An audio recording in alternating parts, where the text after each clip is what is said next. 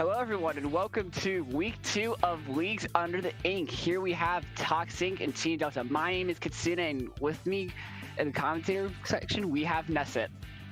Hey, what's up everyone? We're looking for a very strong match here. This is week 2. This will be Div 7 of ToxInk versus Team Delta. This is looking to be a really good match here that we're going to bring you here. Katsune, what do you think about this, looking into this? So, both teams, I will admit, I have no offer to, but seeing the maps being Clan Blitz and Humpback Punch Track first, I would definitely expect to see something of some sort of Booyah Bomb, possibly a remix or a K52 possible. There's also the K Pro that's also meta, and then this is also one of those maps where both teams' backline might choose something else, and we may not see much of a backline, if any at all. That's very true, very true. Backlines for Humpback Pump Track, I mean, it's a very iffy thing. You're more likely to see a Splatling for this, I feel, is a lot more common on these kinds of maps, where Charger doesn't necessarily have the mobility, because it really only has that left. Once you're on that right hump, then it's easy to get flanked on. But let's see what each team can do. Yeah, as we get into match 1 of week 2.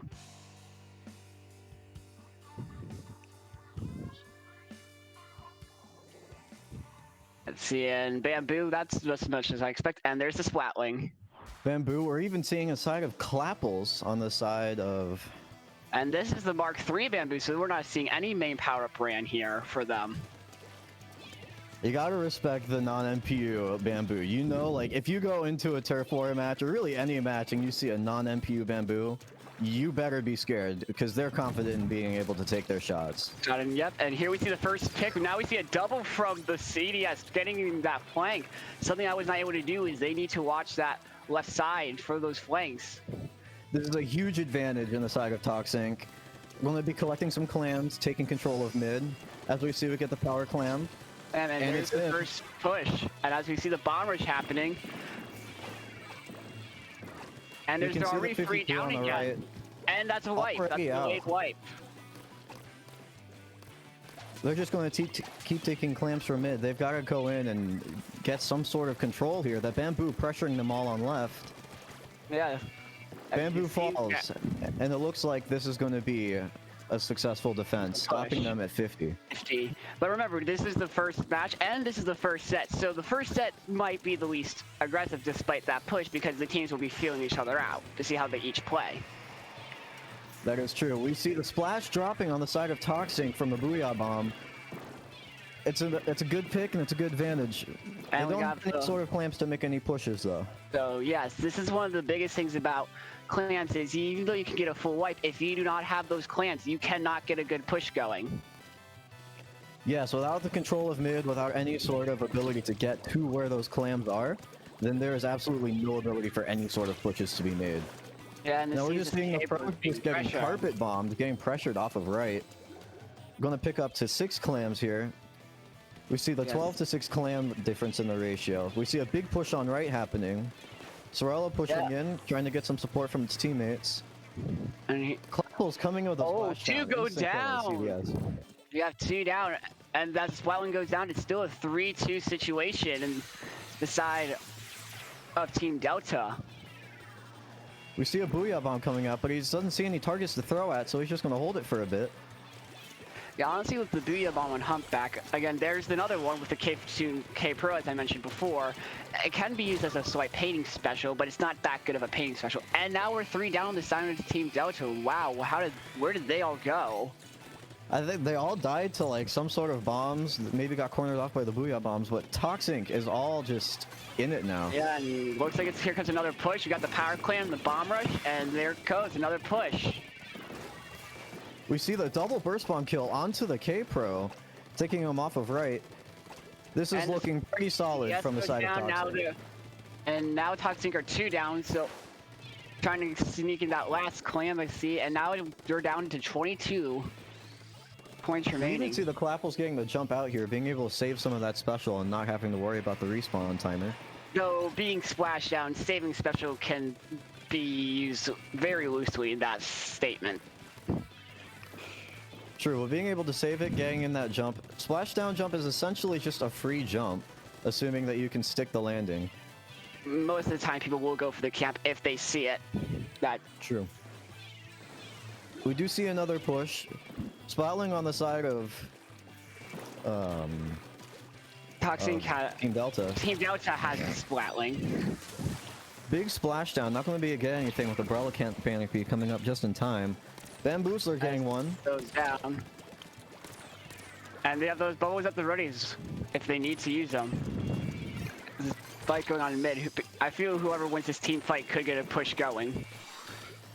Bamboo picking up the clam here, getting ready to maybe make another push. Waiting for them to use all of their Booyah Bombs and specials. Actually, something I just noticed, neither team has an armor. Wow, they don't have any sort of armor. The only kind of support-ish kind of weapon that we can see is the CDS on the side of ToxInk, allowing them to get that turf. And in a way, you could kind of call the K-52 after that paint buff with 5.4. It could be like a semi-support weapon because that paint buff just is insane. That's true, that's true. We're seeing another bunch of clams getting thrown in by ToxInk. Unfortunately, though, it seems to be that they're all getting wiped. Oh. We do see some getting in from the CDS. Oh.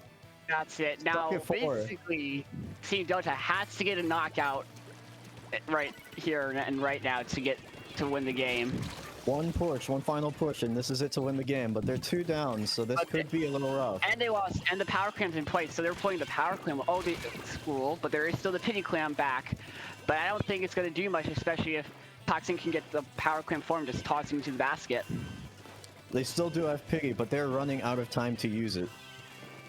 But it's saying, oh, Splash goes down, but it's a 2-3 situation. I think, yep, there's the end. ToxInk wins this one.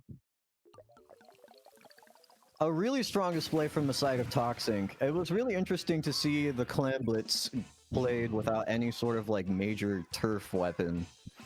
There wasn't any armor being used, which is also interesting.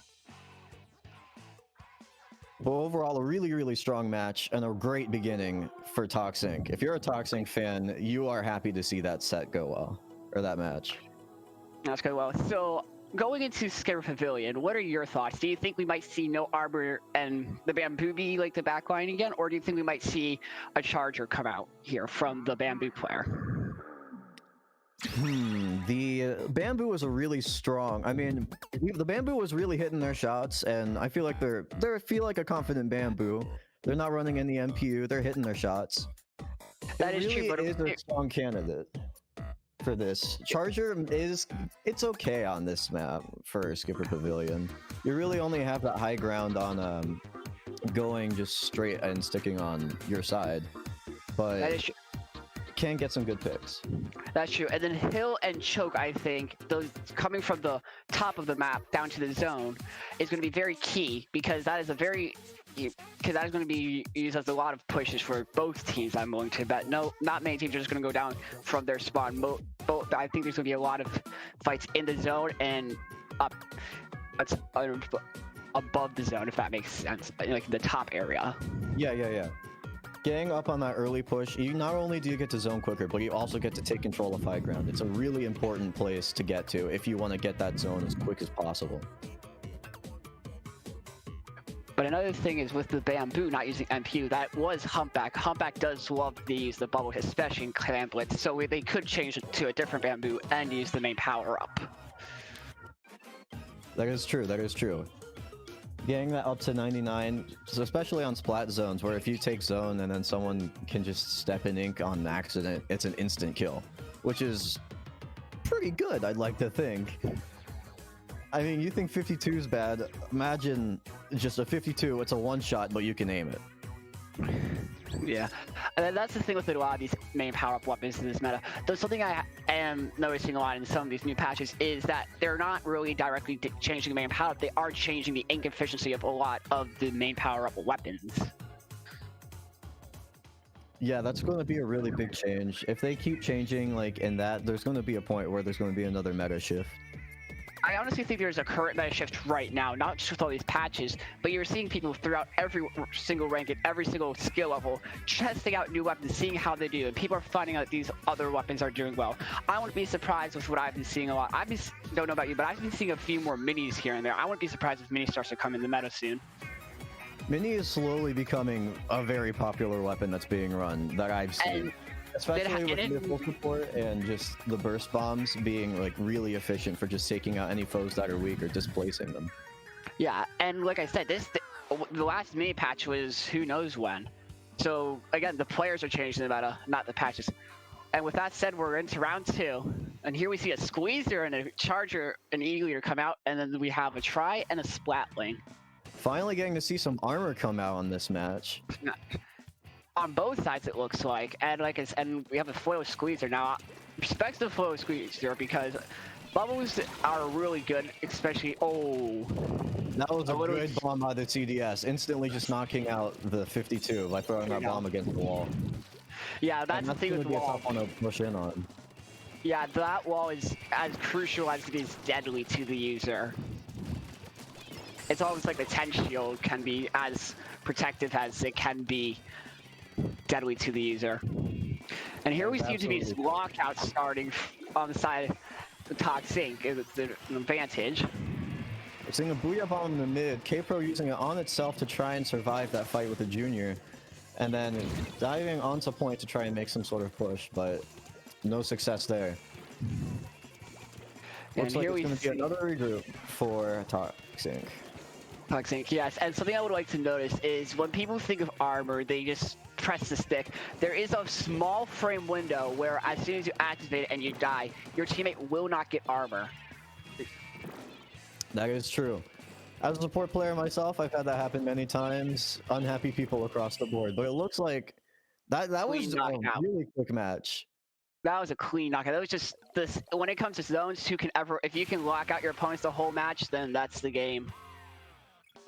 ToxInk taking another one, getting the 2-0.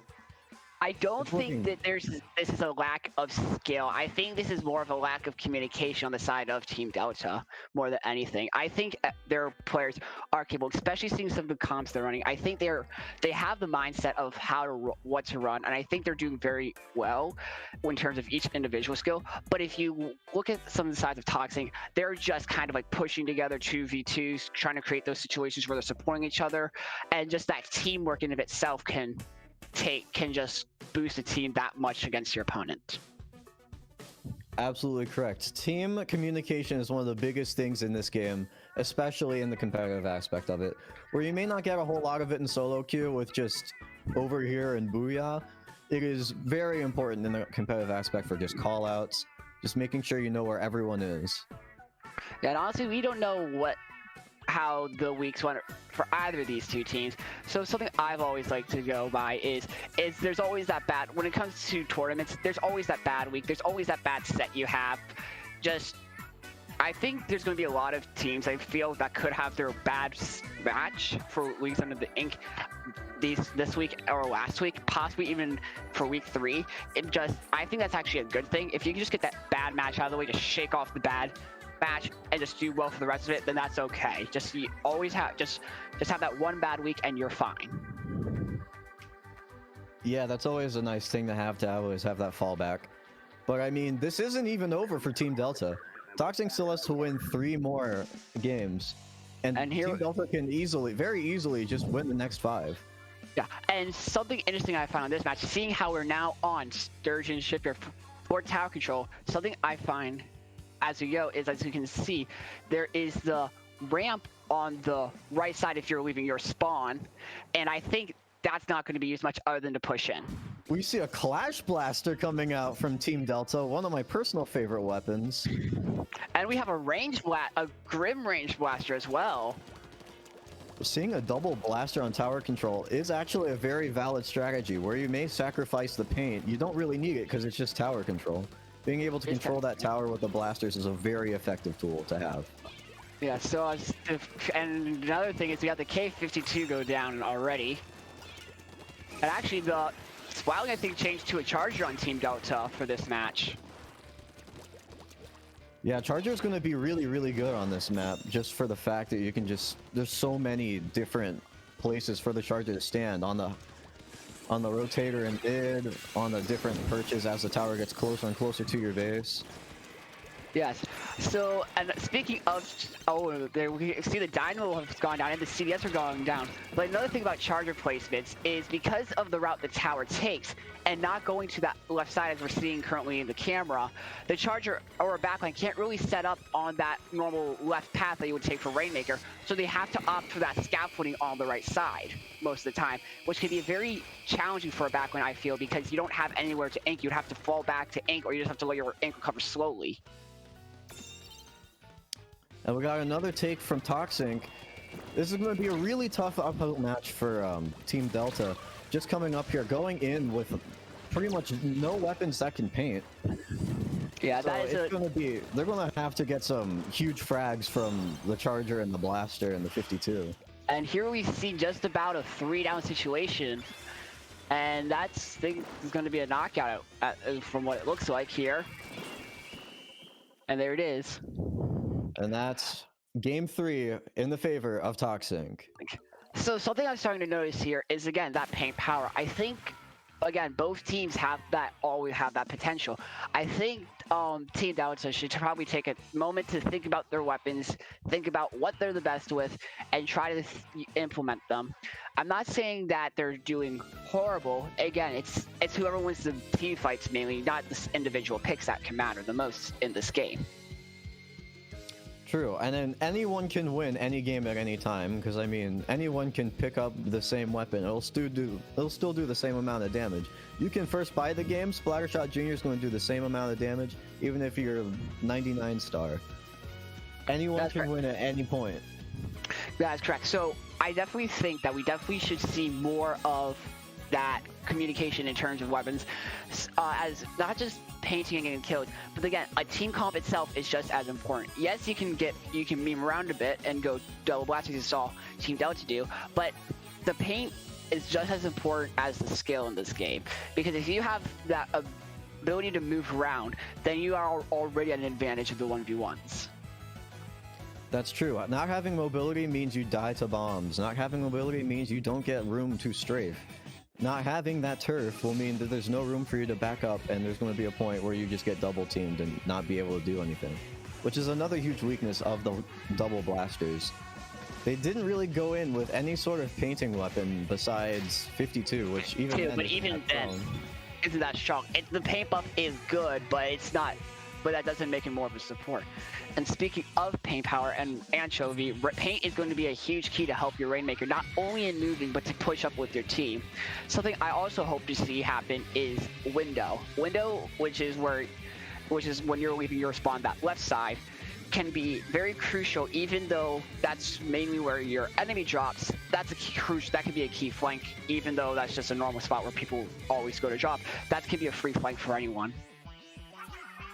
That's true, and flanks, as great as it is playing with your team, flanks can definitely change the entire pace of a game. Yeah, if it's like a 3v4, if someone has like a Stingray going down, or like so they can just wall out a bit, I can see just a flank can just win a game. And here's that menu I was talking about earlier. We do see Team Delta now rolling out with a little bit more paint this time, going with the Zap and the Mini getting to that paint, as well as the NPU K-Pro being able to get some of those kills. And here we see a trade happen between the Mini and the ToxInk, and the Zap goes down. So Team Delta does have the armor this time. Picking up Rainmaker and going up towards Fan, it looks like this is going to be pretty good, as they do get kind of closed off. However, the Rainmaker does go in alone. That's going to be a drop. And it is a 2v2 situation. So Team Delta, now it's a 3-down really situation. Good bombs by the Octo Shot and the Junior. That was really well coordinated. And here they come jumping in. Running out of paint. Yeah, at least the Zap goes down, but they got the armor. Let's see, and the Rainmaker will reset. So this can kind of force ToxInk back a bit and allow Team Delta to regroup, as the CDS has apparently gone down. It does look like the Charger is just going to go back and just pick up the Rainmaker and continue where they armor left jet off. combo? Are we going to see the armor jet combo? Nope. As soon as commentators curse, as soon as they say that the ToxInk went down. It's one of my favorites. Still holding on to the Rainmaker. Yeah, I think this is going to be a stall game at this rate, as it seems Team Delta has now used the armor a little bit unorthodox usage. because it was only used on the Zap and the K-Gao. It's looking very strong for ToxInk, though. They're still pushing, continuing that pressure without any sort of ability to come back with this. Team Delta could be very bad, in a bad shape. And Yes. we do see the mini going down for Team Delta. They were pretty close to And the missiles, which would Zap. have definitely helped them out. And the Remake goes down as we can see the Inkjet, and there's the armor. Inkjet pop, not doing much of anything with the armor. But it did kind of... Well, the armor was used near the end of the Inkjet. It did create a ton of space, though, causing Team Delta to back up after the Rainmaker was dropped. Yeah. So now that looks the K-Gao is trying to get a bit of pain and try and use that top area to maybe do like a flank or its push. But he's just being bombed. He's just being kept an eye on. And like I said, you just gotta keep an eye on those places. Not all, just because someone's there, if you can just keep an eye on them and prevent them from pushing, that's just as good as them being down one. And that was another wipe from ToxInk. They've been using all of their specials now to try and get this last little bit and get the knockout of the Rainmaker. Yeah, this K-Gao is trying their hardest and they go down. And I think this is gonna be a knockout. Yes, it is. ToxInk looking really, really strong this map. Strong. Going up even against, despite the relatively normal comp from Team Delta here, being able to just pick them off. Yeah, I do kind of like that the T-Tech pick that did come from ToxInk, because you don't really see the T-Tech pick much if you don't feel anymore.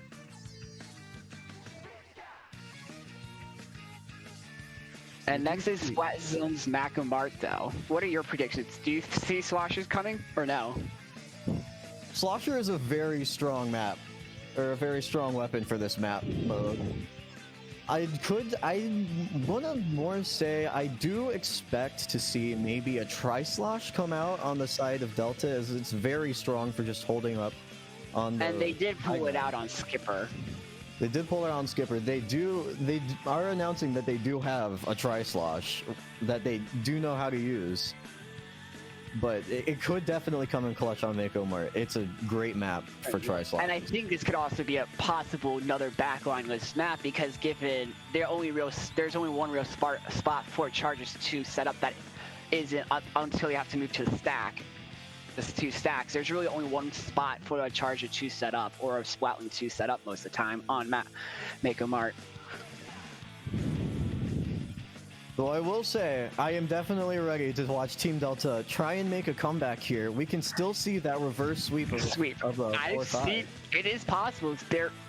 It's not over.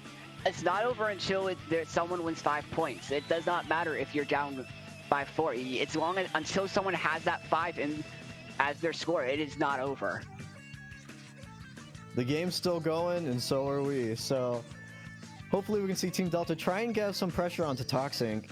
The ToxInk has been looking extremely strong here on those first 4 matches. Pretty much all of them have been knockouts. I think all of them have been knockouts. No, the Clam Blitz, they got down to 4 because they went into overtime. Right. Though I will say, even if Team Delta cannot get that win, I would still love to see them try and take a match off of ToxInk to prove themselves that, hey, we're not just some pushover team, even though you have been destroying us. Getting that 1 win and preventing a 5-0, I think, is just as good as winning a set. And we do see the Tri-Slosh Nouveau coming out on the side of Team Delta. But we also see a squeeze on ToxInk.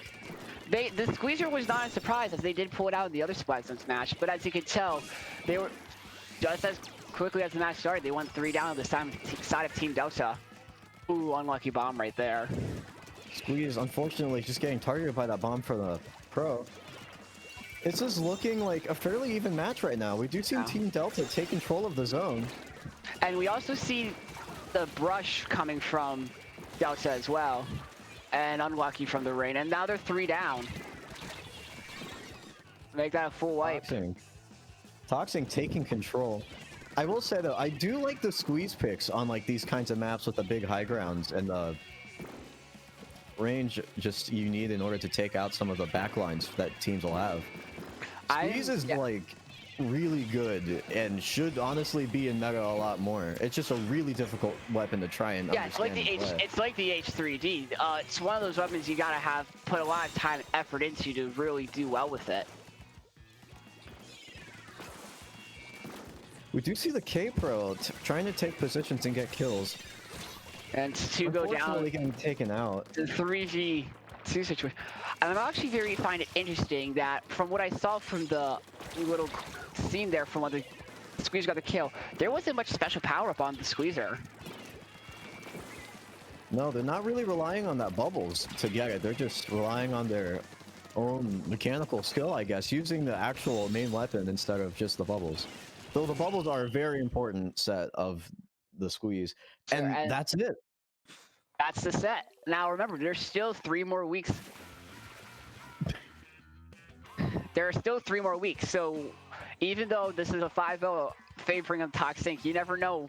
Team Delta could come back in another set, and we never know. We don't know how many. A 3-2, it's possible that a 4-1 could still pull them onto the playoffs. We don't know. That's very true. But for right now, we got a 5-0 in favor of ToxInk. Really strong matches from both teams. I will admit, even though it may have been seemed unbalanced in terms of skill, I will still congratulate Team Delta for playing as hard as they did. Especially that Clan Blitz map. Despite, if you joined in after the Clan Blitz match, they did force the overtime. They fought to overtime. All these matches have been a KO except for Clan Blitz. So I think they may not do well. There's a possibility they may not do so well, but I think in the future, Team Delta does have a very strong future. They also did have some... We're going to also be live again here in an hour for our next match, which will be Starfall versus BitClam, so definitely be sure to stick around for that one. That's true. Do you have any other final words before we end the set? I guess we could tag our socials real fast, I guess. Sure. So you can find me, I'm Nescent. You can find me on Twitter at glowing_eboy. Hit me up, drop a follow. And I'm Kitsune. You can follow me at Kitsune_white. I am a member of Septance who are currently going to be streaming, should be currently streaming our LUTI meet set under the name of Pentagram's Wheel over on Twitch. All right. Congratulations again for ToxInk for the 5-0, and yeah, we'll see you in an hour. See you guys in an hour.